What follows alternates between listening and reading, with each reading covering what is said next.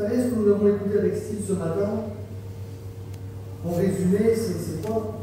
C'est qu'il faut être prêt. Ça, résumé. Vous expliquer plein de choses pour aboutir à quoi? Là, quand le Seigneur revient, il faut être prêt. Si tu es prêt, il n'y a pas de souci. Tu es prêt, il n'y a pas de problème. Le problème, c'est que si on n'est pas prêt, c'est ça le vrai problème. Et puis, j'aimerais vous parler d'une histoire dans la Bible, la parole de Dieu, qui traite justement de l'apparence. De ne pas être que l'on est. On va lire ensemble quelques textes d'introduction dans la parole de Dieu, dans la Bible. Je ne vais pas regarder très longtemps cet après-midi, il fait chaud. Mais on va essayer de voir quelque chose d'important ensemble. On va lire ensemble dans la parole de Dieu, on va lire dans l'Évangile de Luc, dans le chapitre 11, et on lit des versets qui sont connus, que le Seigneur Jésus, celui qui a dit aux gens de 100 ans, et qui le dit aussi à nous cet après-midi. Luc chapitre 11, verset 9. Jésus dit, « Et moi je vous dis, demandez et l'on vous donnera. Cherchez et vous trouverez. Frappez et l'on ouvrira. Car quiconque demande reçoit, celui qui cherche trouve, et l'on ouvre à celui qui frappe. » Un autre verset ensemble, dans la parole de Dieu, dans l'épître de Jacques, dans le chapitre 4, et on lit ensemble le verset 3. Là, ce que Jacques est celui qui va dire, le frère de Jésus. Vous demandez et vous ne recevez pas, parce que vous demandez mal, dans le but de satisfaire vos passions. Voici que le Seigneur d'un côté lui dit, si tu demandes, tu vas recevoir, si tu frappes, on va ouvrir. Et puis voici que Jacques d'un autre côté lui dit, bien tu demandes, tu ne reçois pas parce que, eh bien en fin de compte, la façon dont tu demandes, ça ne va pas. Et puis comme on regarde aussi dans nos demandes, eh bien on se rend compte qu'il y a des fois, il y a pas mal de trucs qui n'ont pas été exaucés. Et puis pourtant, on s'arrête simplement à ce verset de l'Écriture où il est écrit que Jésus a dit, eh bien demandez et on vous donnera. Et Jacques dit, voilà, si tu ne reçois pas, c'est qu'il y a un souci. Et Jacques dit, vous demandez pour satisfaire vos passions. Un autre texte dans la parole de Dieu, on va lire encore deux. Là, ce qui est écrit dans l'Évangile de Luc, dans le chapitre 20, et on lit les versets 45 à 47. Tandis que tout le peuple l'écoutait, Jésus dit à ses disciples, gardez-vous des scribes, car les scribes aiment se promener en robe longue, à être salués dans les places publiques, qui recherchent eh bien, les premiers sièges dans les synagogues et salles de réunion, et les premières places dans les festins, qui dévorent les maisons des veuves et qui font pour l'apparence de longues prières, ils seront jugés plus sévèrement. Voici que le Seigneur est celui qui va prendre l'exemple eh bien, des autorités religieuses de l'époque. Les scribes, c'est eux qui écrivaient les Bibles. On va faire mieux en fin de compte. C'était eux, eh bien, les spécialistes de l'écriture. Et voici que le Seigneur dit que ces gens-là, bien souvent, on aurait pu croire que c'était des hommes de Dieu, mais il dit que ces gens-là faisaient de longues prières devant Dieu. Et qu'en fin de compte, ils étaient vides.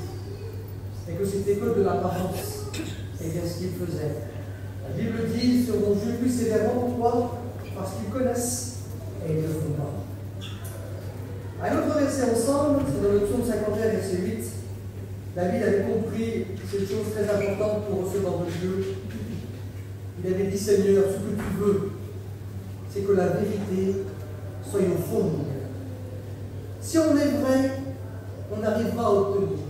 Si on est vrai, on arrivera à s'en sortir. Et par contre, si on est faux, si on n'est pas vrai, on n'obtiendra pas et on ne pourra pas s'en sortir. Alors, on va essayer de voir ensemble une petite histoire dans l'Écriture, la parole de Dieu, et puis on va demander eh bien, tranquille de prier le Seigneur, et puis on lit cette petite histoire ensemble dans la vie. Nous te bénissons, Seigneur, de te rendre grâce. Je te remercie encore dans cette après-midi, Seigneur, de m'avoir encore l'occasion d'être dans ton Dieu. Ta présence est parmi nous, merci pour ta présence, merci pour ta parole qui va t'annoncer. Seigneur, réjouis de mon cœur encore dans cet après-midi, Seigneur. Te demandons ta grâce, Seigneur, et bienvenue pour nous, Seigneur. Que nous rappelions que nous sur ton cœur, que Seigneur, que chacun dans cette soirée soit disposé dans son cœur. Que nous demandons ta grâce développer, que ces paroles qui vont dire ne sont pas dirigées par des paroles humaines, mais nous voulons qu'elles soient conduites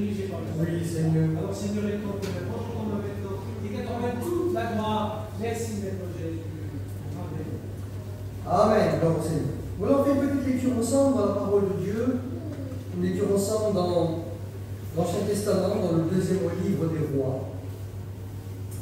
Et on va lire dans le chapitre 4, on va pas lire tout le chapitre, mais on va lire à partir du verset 25 jusqu'au verset 39.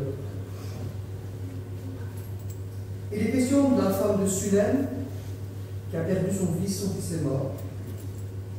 Il est écrit: elle partit donc et se rendit vers l'homme de Dieu, Élisée, sur la montagne du Carmel.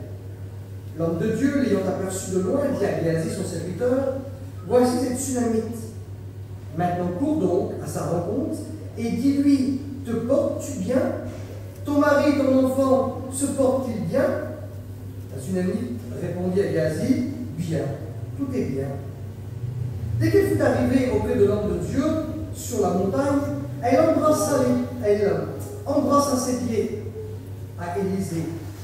Géasi s'approcha pour la repousser, mais l'homme de Dieu, Élisée, dit: laisse-la, car son âme est dans l'amertume et l'Éternel me l'avait caché et ne me l'avait pas fait connaître. Alors cette femme de Sunem dit: ai-je demandé un fils à mon Seigneur? N'ai-je pas dit: ne me trouble pas? Et Élisée dit à Géasi: Saint-Terrain, prends mon bâton dans ta main et pars. Et si tu rencontres quelqu'un, ne le salue pas. Et si quelqu'un te salue, tu ne lui réponds pas. Tu mettras mon bâton sur le visage de l'enfant. La mère de l'enfant dit: l'Éternel est vivant et ton âme est vivante. Je ne te quitterai point. Et Élisée se leva et la suivit. Géasi les avait devancés et il avait mis le bâton sur le visage de l'enfant. Mais il n'y eut ni voix ni signe d'attention. Il se retourna à la rencontre d'Élisée et lui rapporta la chose en disant: l'enfant ne s'est pas réveillé. Lorsqu'Élisée arriva dans la maison, voici l'enfant était mort, couché sur son lit. Comme nous regardons cette petite histoire de la parole de Dieu, je vais vous l'expliquer vite fait pour qu'on puisse bien comprendre le contexte de cette histoire. Il est question d'Élisée qui était avant au service du prophète Élie, comme nous l'avons vu l'autre jour. Puis Élie est parti dans un char de feu. Et puis Élisée, parce que c'est Dieu qui avait dit d'aller moindre Élisée va être le successeur du prophète Élie. Et puis voici que les gens avaient vu que l'esprit d'Élie, donc le Saint-Esprit, était aussi sur la personne d'Élisée. Il disait: l'esprit d'Élie, les fils des prophètes, ça veut dire les serviteurs de Dieu, avaient remarqué, il disait que l'esprit d'Élie, il est, et bien sûr, Élisée. Ils avaient reconnu qu'Élisée était un homme de Dieu. Et puis voici qu'à son tour, Élisée devient quelque part le professeur maintenant, et il a lui-même aussi un serviteur. Avant, lui, il était serviteur de l'homme de Dieu, Élie, et maintenant, c'est lui qui devient l'espèce de professeur, et il est celui qui a aussi un élève qui va éduquer. Et puis voici que là, à Sunem, il y a une petite maison, un petit foyer. C'est vrai que c'est des gens qui sont à peu près bien, parce que, ils ont une maison à Sunem, à côté du mont Tabor, comme on va en Israël, on y va là-bas, et puis ils sont à une trentaine de kilomètres du mont Carmel. Elle a une belle petite maison impeccable, et il semblerait qu'ils ont des moyens financiers parce qu'ils ont un travail, ils sont propriétaires de champs, de maisons, et ils ont aussi des serviteurs pour les servir. Et voici que cette femme qui a son mari, des fois, ça arrive que dans le foyer, la femme est plus spirituelle que l'homme. C'est elle qui remarque qu'Élisée, c'est un homme de Dieu. Elle dit: toi, cet homme, c'est un homme de Dieu. Ça serait bien comme il vient chez nous, qu'on lui fasse une petite chambre hauteur, chambre haute. Mais si vous posez passer du temps. Et puis comme il s'est passé, elle s'empressait d'aller vers l'homme de Dieu pour qu'il mange chez eux. Puis un jour, il a accepté l'invitation de manger. Et ensuite, il a accepté, quand il venait dans cette petite ville de Sunem, de se reposer dans cette petite chambre qu'ils avaient mis à sa disposition. Et le mari est celui qui a accepté la demande de sa femme. Et puis voici qu'il a fait une petite place impeccable. Et puis Élisée, voyant l'hospitalité de cette femme-là, de ce foyer, vous pouvez les remercier. Mais comment faire? Ils avaient tout. Tout allait bien. Ils avaient une belle petite maison, de l'argent, des serviteurs, des champs, un travail. Qu'est-ce que tu vas leur offrir? Mais voici qu'ils vont remarquer que dans la maison, il n'y a pas d'enfant. Et puis voici que Élisée va appeler Géasi. Il dit: tu vas appeler l'autre de la propriétaire de la maison. Et il va l'appeler, elle va venir et lui dire: voilà, l'année prochaine, tu embrasseras un fils. Puis le temps s'est écoulé. Et puis effectivement, l'année d'après, comme Élisée repassait dans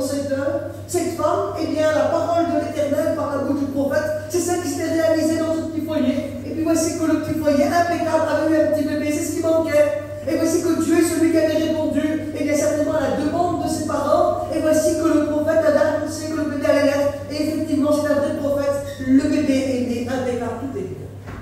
Et puis, des moments de bonheur qui vont s'écouler comme ça. Et puis un jour, des fois, il y a toujours un jour où ça ne va pas. Et puis voici qu'un jour, là, le mari est dans les champs en train de travailler. La femme et elle dans sa maison, certainement pour faire son petit ménage. Et l'enfant est celui qui décide de demander à sa mère s'il pouvait aller rejoindre son père pour aller travailler. Alors peut-être qu'il n'avait pas fait grand-chose, mais il voulait être avec son père. C'est pas que l'âge qu'il avait, c'était un enfant. Et puis la mère va accepter que l'enfant va, et puis donc il va aller pour rejoindre son père.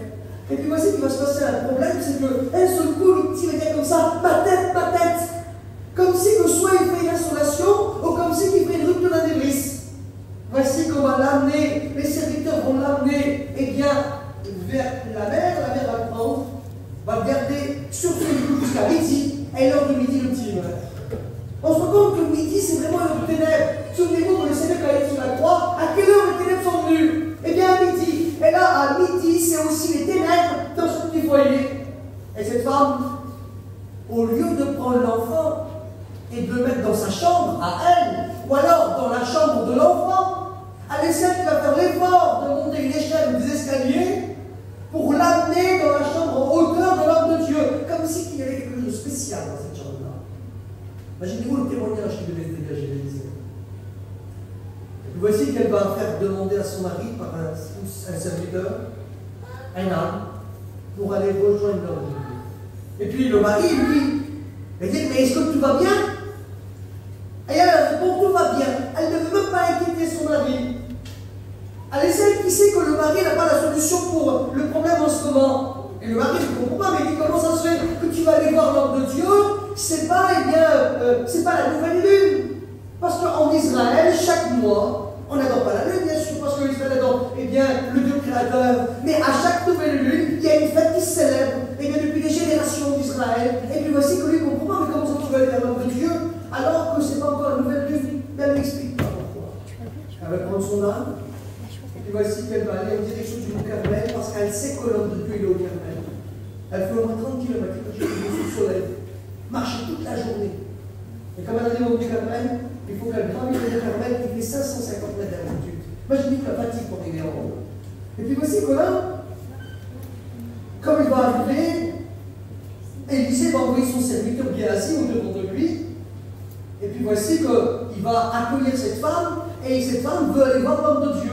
Et puis voici qu'elle répond son cœur devant l'homme de Dieu, et Géasi essaie de la repousser. Il va dire, écoute Géasi, cette femme est dans la vertu, mais l'État me l'avait caché. Ça montre que même si tu es prophète, si le don ne se met pas en place, eh bien, de connaissance, eh bien, tu ne connais rien en fin de compte.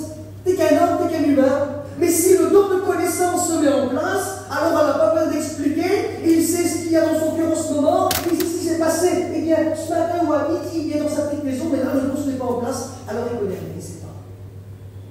Vous avez lu, comme Jésus par exemple, il est celui qui est enterré là-bas, l'autre côté du Jourdain, donc en Jordanie aujourd'hui. Et puis voici qu'on va lui apprendre que Lazare est mort. Le messager envoyé par les sœurs vient vers Jésus une journée de marche pour arriver, et il annonce à Jésus, Lazare est mort, Lazare est malade, pardon. Et puis Jésus retarde sa mort de 2 jours. Et puis un seul coup, il y a une journée de marche, ils sont peut-être à 30 km d'écart. Et un seul coup, le Seigneur va dire à ses serviteurs, Lazare dort. Il dit, s'il dort, tu vas le réveiller. Il va dire, non, Lazare, il est mort. Comment il a fait Jésus pour savoir qu'il était mort? Ils sont à une journée de distance, d'écart. Il n'y a pas de téléphone, il n'y a pas de télé, il n'y a pas de radio. Comment il le sait? Oui, mais si le don de connaissance, il est là, eh bien, c'est révélé. Et Jésus vient animer aussi des dons de révélation. Il le savait, mais lui là, le don n'est pas mis en place, il ne le sait pas. Et cette femme, elle est celle qui pleure. Elle dit, eh bien, tu m'as dit qu'il y aurait un fils de lui, puis maintenant c'est pour me le reprendre. Allez dans l'amertume. Et puis voici que l'homme de Dieu est celui qui va lui dire, écoute, eh bien, on va aller dans ta maison. Et comme Géasi est plus jeune, plus eh bien laisse, il va dire, écoute, tu vois Géasi, nous on va marcher, mais toi tu vas plus que nous. Alors tu vas marcher. Donc tu sais ce que tu vas faire, Géasi? Tu vas prendre mon bâton. Et puis quand tu vas rentrer dans la maison, tu vas aller dans la chambre haute, tu vas prendre le bâton, tu vas l'étendre sur le visage de l'enfant pour lui redonner la vie. Géasi est celui qui oublie. Il part du Mont Carmel, 30 km, il arrive avant Élisée, et là, comme dessus même, il arrive, il rentre dans la maison, et il fait ce que l'homme de Dieu lui a dit de faire, il prend le bâton, il l'agite sur la tête de l'enfant, et il n'y a rien qui marche. Comment ça se fait? L'homme de Dieu lui arrive, on va le voir ensemble après, lui il rentre dans la chambre, et lui ça marche. Comment ça se fait? Comment ça se fait que là, Géasi est écrit serviteur, eh bien, de l'homme de Dieu, serviteur d'Élisée.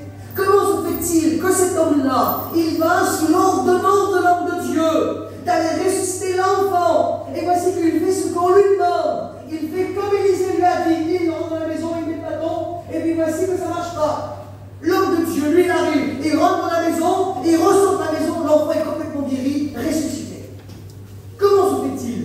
Deux hommes qui vivent ensemble, qui mangent ensemble, qui ont en fait le même enseignement ensemble, et l'un ça marche, et l'autre ça marche pas. C'est quoi le problème?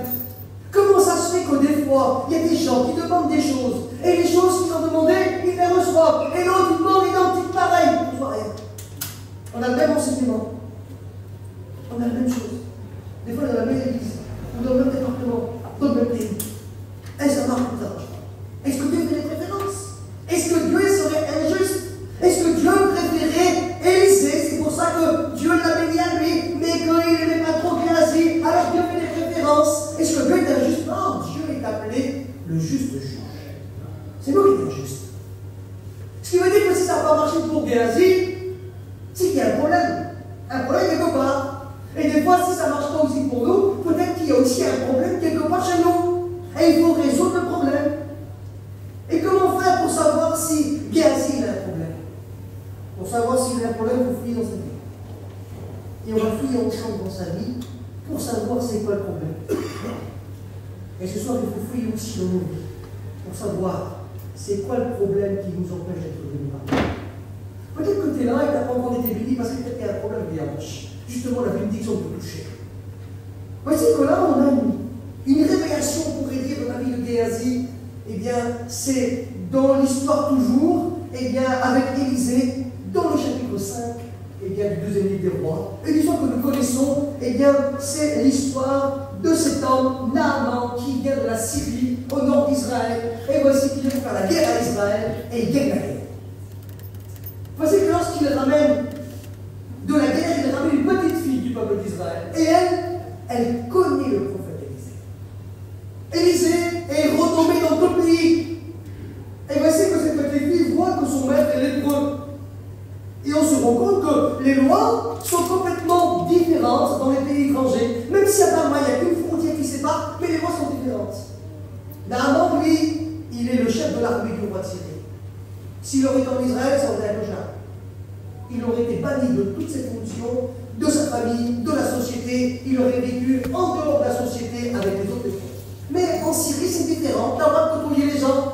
Tu as le droit aussi d'être au service même de l'homme le plus important de la nation, le roi. Tu as le droit d'être à son service. Et lui, il est à son service. Et quand il revient, il enlève son armure, il a un sacré problème parce qu'il est lépreux. Et cette petite fille, oh, c'est pas un serviteur de Dieu, c'est pas un enseignant, c'est pas quelqu'un d'exceptionnel. C'est une petite fille.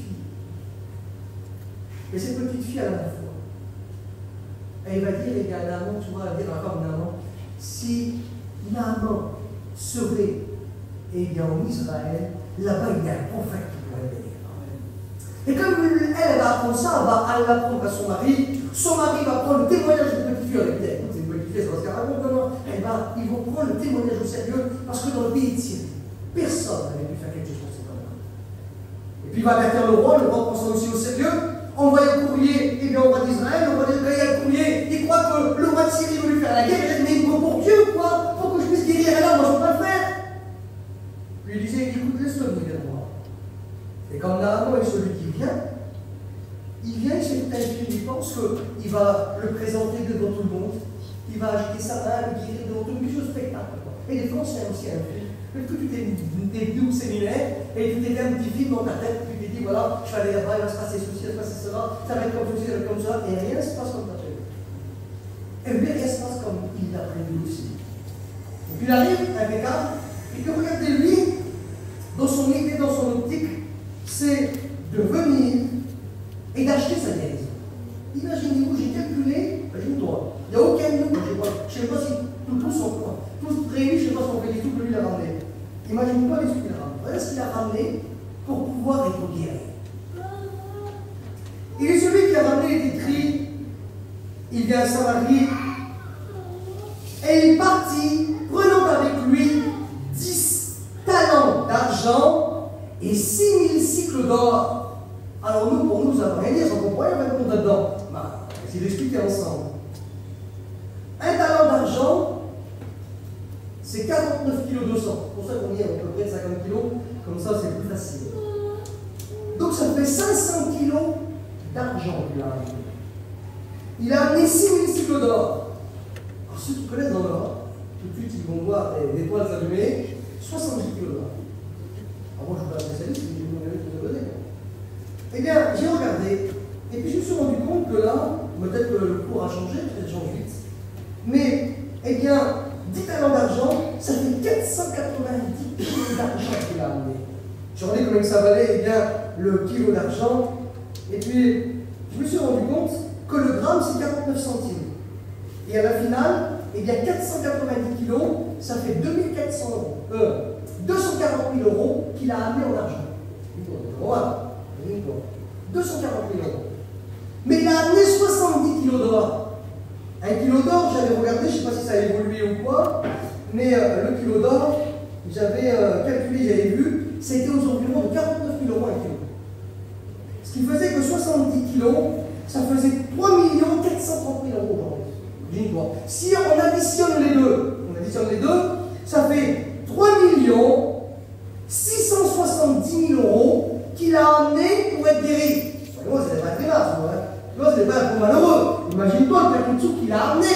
Alors, je ne sais pas si c'est lui qui détecte tout ça ou si c'est le roi qui lui a donné un coup de pouce pour y aller tout ça, mais imagine-toi, 3 670 000 euros, il était prêt à les donner pour acheter bien sa guérison. Imagine-toi le paquet d'argent qu'il a amené.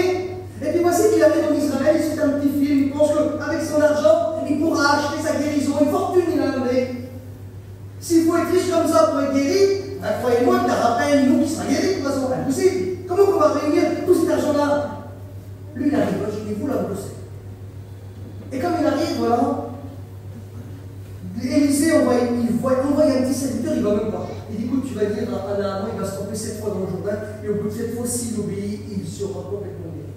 Puis Naaman se rend compte, il dit pour qui me prend celui-là? Je vais me tromper moi dans le tas, je ne sais pas si vous êtes en Israël, vous avez vu, l'état du Jourdain, c'est un tas de boue. Quand tu vas là-bas, bon, la première année, quand j'étais là-bas, je me suis baigné moi-même. Mais quand tu arrives en Israël, tu n'as jamais été. Mais en vrai, si c'est ici, tu ne peux pas dedans. C'est un caillou. C'est de la boue, de la base. Et lui, quand il voit ça, il va dire mais moi, chez moi, est-ce que je n'ai pas, eh bien, l'Albana et le parfum, et l'Albana était reconnu par les Grecs comme étant le fleuve d'or, tellement qu'il était limpide, clair. Ça n'avait rien à voir avec le tas d'eau qui était là. Mais voici que l'obéissance, on met tous les sacrifices. Et lui, il ne veut pas rien, c'est lui qui va aller donner mon principe. Si jamais tu aurais volé un export, celui qui l'aurait fait, oui, je l'aurais fait. Et puis, ils vont l'amener à l'obéissance et il va faire. Et écoute, cette fois, l'histoire rapporte qu'il est bon. Mais qu'est-ce qu'il veut faire quand il est guéri? Ben, il veut donner des sous. Il était complètement guéri. Il va aller vers Élisée et lui donner de l'argent. Mais Élisée, il ne veut pas un centime. Parce que les choses de Dieu, c'est gratuit. Imagine-toi, il avait devenu riche. Imagine-toi le paquet d'or qu'il avait pris, le paquet d'argent, 3 670 000 euros. Tu ne dis plus jamais de ma vie, je chine, sur plusieurs générations. Lui, il ne veut pas un dinar. Pas un radis. Rien. Imaginez-vous le but de cet homme-là. Mais là, il y a le petit Géasi. C'est pareil. Le petit Géasi dit ce Syrien a ménagé mon maître pour lui donner de l'argent, il n'a pas voulu. Et moi, je pense qu'il faut convaincre. Il met tout un petit stratagème.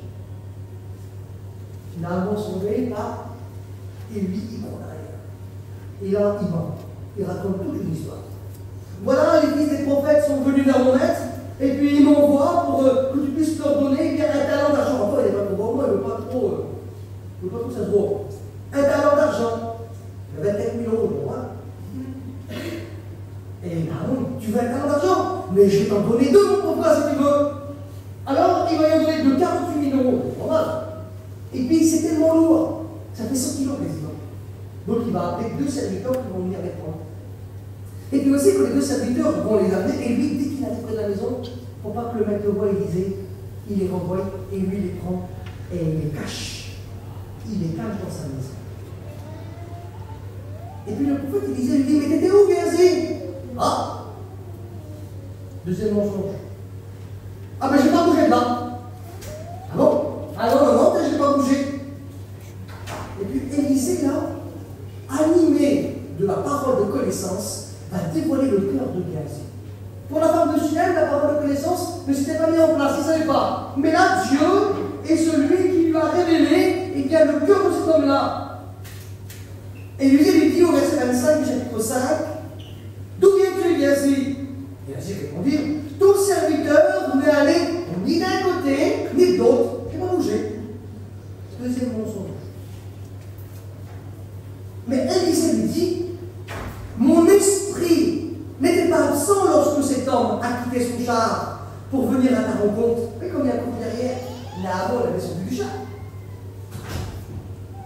Et là, il lui dit, est-ce le temps de prendre de l'argent? C'est exactement ce qu'il a pris. Alors, je rigole, il a pris de l'argent. Au niveau de la parole de connaissance, comment c'est possible?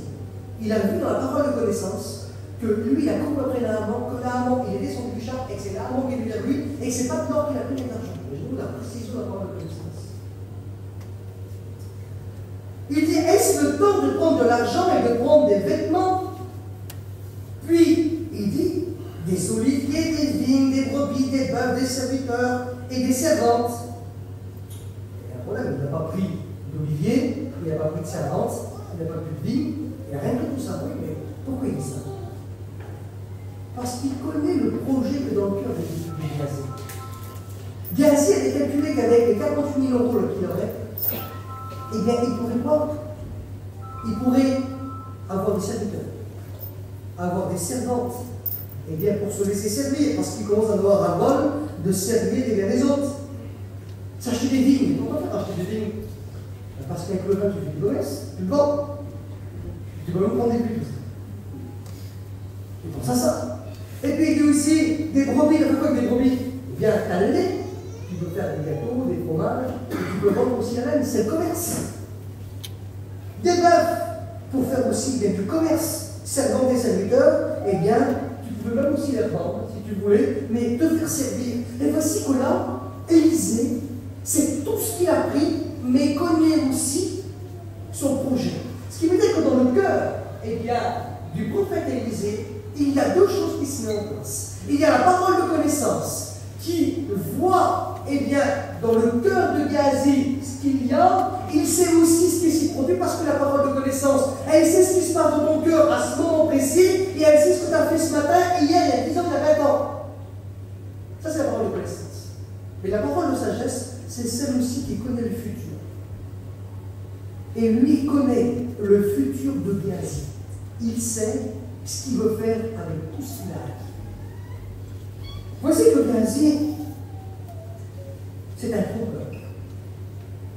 C'est un menteur, tricheur, trompeur. Il a trompé Naaman et il veut même tromper son maître. Ce qui veut dire, eh bien, que cet homme, il a un cœur qui est double. Il faudrait régenter l'apparence. L'apparence, c'est un masque. C'est montrer ce que tu n'es pas. C'est comme les scribes que nous avons mis ensemble. Eh bien, ils sont beaux, ils sont bien. Pourquoi c'est un homme de Dieu, une femme de Dieu? Mais voici que le Seigneur est en train de dire, eh bien, eux là, ils font de longues prières pour être vus, mais seront jugés plus sévèrement parce qu'en fin de compte, eh bien, c'est qu'une apparence. Vous savez ce que le Seigneur disait sur les pharisiens? Il disait, vous pharisiens, imaginez-vous, c'est les enseignants de leur temps. Vous êtes comme des sépulcres blanchis, avec à l'intérieur des ossements morts. Ça veut dire quoi? Eh bien, à l'époque biblique, comme il y avait des tombes qui étaient mal placées, qui étaient près des routes, des chemins, et que si on touchait la tombe, on était impur, il fallait passer tout par des rituels. Alors qu'est-ce qu'on faisait? On les blanchissait avec de la chaux. Comme ça, on les voyait de loin. Et bien le Seigneur disait, vous êtes comme les tombes, on vous voit de loin. Eh bien, vous êtes blanchis comme de la chaux, mais à l'intérieur, vous êtes comme la tombe, vous êtes remplis d'ossements de mort. Il n'y a pas de vie. Vous avez une apparence. Et Élisée a vu que Géasi avait un cœur doux. et qu'il avait aussi une apparence. Voici qu'il est écrit dans la Bible, la parole de Dieu, eh bien, que s'il y a un interdit dans le cœur de quelqu'un, ça va lui empêcher, lui ôter la bénédiction dans sa vie. Souvenez-vous de cette petite histoire, un jour, un chrétien qui avait fait un rêve ou un son, quelque chose comme ça, et puis qui se voyait dans une réunion, et où il y avait dans la réunion des gens qui étaient bénis, impeccables, tout cela, et puis il voyait, eh bien, au-dessus de certains, comme un filet au-dessus de leur tête. Et puis lui, il s'est posé la question, mais pourquoi tous les cadeaux qui tombent du ciel, certains les reçoivent en eux, dans leur cœur, et les autres tombent dans des filets? Et puis, la réponse va leur être donnée, c'est parce que ces hommes, ce sont des personnes qui sont incrédules. Et comme on est incrédule, ça veut dire qu'on n'a pas totalement confiance en Dieu.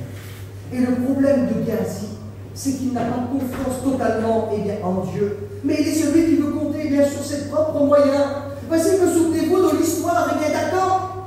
Ils sont ceux qui vont combattre contre Jéricho. C'était la grande ville, impeccable, une merveille. Ils vont les conquérir la ville de Jéricho. Et puis, d'un main surnaturelle, Dieu va les aider à le bénir. Et ils vont acquérir la grande ville, la conquérir, la gagner.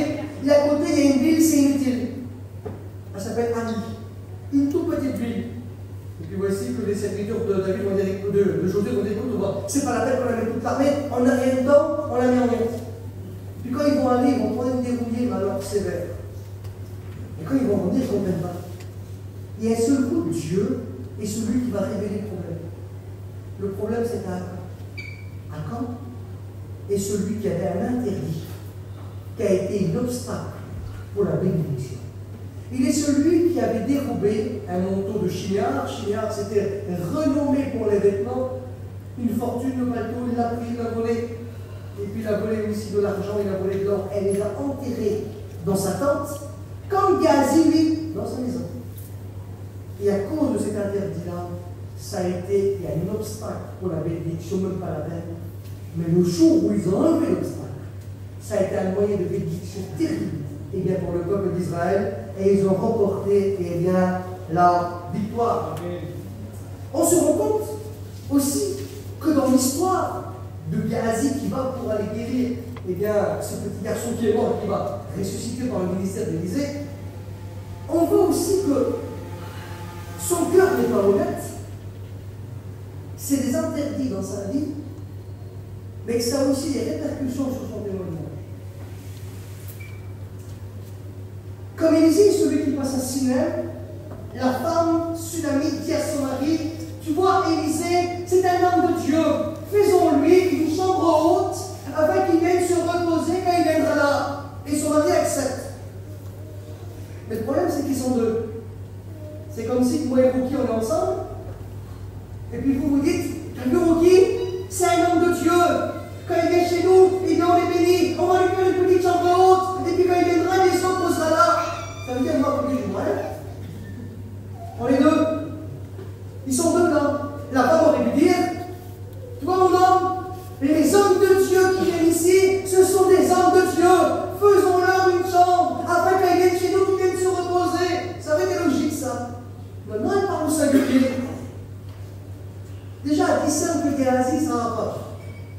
Répercussion dans le témoignage. Et puis voici que lorsque cette femme va perdre son fils, Élisée voit de loin du mont Carmel, il voit cette tsunami en train de gravir le mont Carmel, 550 mètres, vous avez vu, on monte des étages, on a moitié quoi. 5e étage, c'est l'ascenseur assuré. Elle gravit, 30 km, et elle gravit encore, le mont Carmel. Et puis Élisée la voit, la reconnaît à sa silhouette. Et puis voici qu'il va dire à son serviteur Géasi, va voir, cette femme va lui demander si tout va bien chez elle. Et comme elle arrive, Géasi la voit. Il arrive devant elle et il lui dit, est-ce que tout va bien? Est-ce que ton mari se porte bien? Est-ce que ton fils se porte bien? Alors il lui dit, mon mari, ça va alors, mon fils il est mort, c'est une catastrophe, il a fait une rupture d'anévrisme, il a fait une insolation, peu importe, mais il est mort. Alors il lui se plaint. Elle dit, ben, tout va bien. Elle ne veut pas se confier. Elle dit, non, d'accord. Elle ne le reconnaît pas comme un homme de Dieu, elle l'ignore. Et il dit, c'est oui, on peut comme l'homme de Dieu. Et comme il vient, lui, pour lui demander si tout va bien, cette femme lui cache tout elle ne veut rien lui expliquer, mais elle va tout dévoiler son cœur devant le prophète. Ça montre qu'on peut, eh bien, être des copains ensemble. On peut vivre ensemble dans le secteur, dans la même église, dans la même maison, et pourtant on peut être complètement différents. En apparence, on pourrait croire que c'est bien. Mais comme on dit que quelqu'un, l'apparence c'est qu'un masque. Comme on dit que quelqu'un, au bout d'un moment, on le discerne. Et cette femme-là, elle a discerné que Géasi, il était loin d'être comme son maître. Et voici que lorsque, eh bien, elle le voit, elle ne veut rien dire, mais alors quand elle voit Élisée, quelle différence. Elle se jette à ses pieds, elle se lamente, elle pleure, elle lui explique tout ce qui s'est passé, elle lui ouvre son cœur. Et puis voici que Élisée, il est là, il est bouleversé, il voit que c'est pas son amant, et Géasi, lui, l'homme charnel, il veut la prendre et le repousser. Mais non, on ne fait pas ça. Elle répond son cœur devant Dieu, et Dieu vous l'avait caché, son âme dans l'amertume. Et puis voici que Élisée envoie quand même son serviteur. Et regardez encore la distinction pour les deux hommes. Là, ça marche ou ça ne marche pas, mais on arrive à mieux comprendre pourquoi ça ne marche pas. Il a un cœur qui est double, il a plein d'interdits dans sa vie, il a même plus de témoignages. Donc, la femme ne lui fait pas confiance, et puis même Dieu. Parce que ça ne marche pas. Regardez la distinction des deux hommes quand ils vont aller pour faire la résurrection de ce garçon. Comme Géasi, celui qui rentre, il prend le bâton, il le met sur la tête de l'enfant. Comme si le bâton s'était métallique. Hop, il n'y a rien. Ça ne marche pas. Il retourne vers l'homme de Dieu. Ben voilà, il fait ça qu'il m'a dit, ça ne marche pas. Regardez comment on regarde la Bible, la parole de Dieu. Et quand on regarde la distinction, eh bien, avec l'homme de Dieu. Lorsqu'Élisée lui arriva dans la maison, verset 32, chapitre 4, voici l'enfant était mort, couché sur son lit. Élisée entra et ferma la porte sur eux deux. Et la première chose qu'il fait, il est écrit, il prie à l'Éternel. Vous voyez la différence entre l'homme charnel et l'homme spirituel? L'homme charnel, lui, c'est un coup de baguette magique. Comme ça, il faut que ça marche comme ça. Oui, mais il n'y a rien. Lui, Élisée, l'homme de Dieu, l'homme spirituel. Et celui qui rentre dans la maison, il prend le bâton, mais ça, il rentre dans la maison, il y avait le bâton, mais il fallait que celui-ci accompagne la prière. Et lui, il rentre dans la maison, il ferme la porte, c'est personnel. Et puis la première chose qu'il commence à faire, il est celui, il est écrit, lorsqu'Élisée arriva dans la maison, voici l'enfant était mort, couché sur son lit. Élisée entra, fermait la porte sur eux deux et il prie à l'Éternel. Voici qu'il est écrit qu'il va monter sur l'enfant, il met sa bouche sur sa bouche, ses yeux sur ses yeux, ses mains sur ses mains, pour montrer qu'il voulait lui redonner l'oxygène, que ses yeux puissent se réouvrir, que ses mains rentrent en fonction, qu'il s'abonne du travail. Et puis voici que là, une deuxième fois, il marche, il marche dans la maison, et puis il reprit encore le Seigneur. Et voici que le Seigneur est celui qui va exaucer la prière du prophète. Et là, il y a le miracle qui se fait. On voit qu'entre ces deux personnes qui vivent ensemble, ils sont complètement différents. Un qui est vrai. Élisée. Ah, ça ne veut pas dire qu'Élisée n'était pas frère. Et en plus, Élisée, vous savez comment il est mort? Il est mort malade. Lui, il dit comme ça, il faut qu'il soit guéri. Son maître est enterré. Des fois, tu peux être un homme terrible, et des fois, tu t'en sors pas dans la vie. Lui, il est mort malade.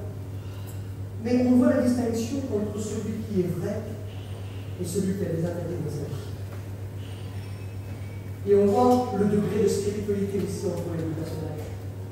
On voit aussi la distinction du témoignage entre ces deux personnes. Ils sont ensemble pourtant. Ils mangent ensemble, ils dorment ensemble, ils vivent ensemble, ils sont enseignés, et bien du même enseignement, impeccable. Tout ce que Élisée a reçu de lui, il le retransmet à ses serviteurs.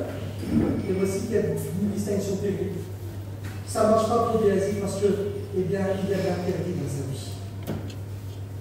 Et si nous voulons être bénis, si nous voulons que Dieu est celui qui nous exauce, si nous voulons que Dieu est celui qui bénisse nos vies, eh bien il va avoir le cœur d'Élisée et non celui, eh bien, de Géasi. La Bible déclare que la lèpre de Naaman s'est attachée à Géasi. La lèpre, c'est le symbole, eh bien, du péché, la malédiction du péché. Mais avant que la lèpre, eh bien, de Naaman s'attache à lui, il était déjà lui contaminé dans le péché. Et c'est pour ça que ça ne marche pas. Et c'est pour ça qu'il faut se remettre aussi en cause, il faut se remettre aussi en question. Mais Seigneur, pourquoi ça ne marche pas? Seigneur, est-ce que j'ai des interdits dans ma vie? À quand a été un interdit? Lorsque l'interdit a été enlevé, alors la victoire est celle qui a été assurée. Et Géasi, ça ne marche pas parce que, eh bien, dans son cœur n'est pas honnête devant Dieu. Son témoignage est corrompu, et puis on se rend compte qu'il ne fait rien, et bien d'un homme spirituel, parce qu'il ne prie même pas le Seigneur. Il croit que ça marche avec une baguette magique. J'aimerais vous dire que si nous voulons eh bien, recevoir du Seigneur, il faut s'abandonner totalement dans les mains du Seigneur. Lui, Élisée, il s'est abandonné dans les mains de Dieu. Il est rentré, il a fermé la porte. Et je ne sais pas si vous connaissez toute l'histoire, et on va finir. C'est l'histoire d'Alexandre le Grand et son médecin. Et puis Alexandre le Grand, on a fait un film. L'histoire en parle, on a fait un film. Il est aussi prophétisé dans le livre de Daniel. Il a joué un rôle pendant les 400 ans de silence. Il a même apporté des choses qui ont contribué à l'évangélisation des nations. On rentre dans tout ça, mais il a fait des choses extraordinaires qui sont inspirées dans la Bible. Et puis voici que l'histoire raconte qu'un jour, cet homme qui est mort à 33 ans, tout jeune, il était tombé malade. Et comme il est tombé malade, il avait un ami à lui, c'était un médecin.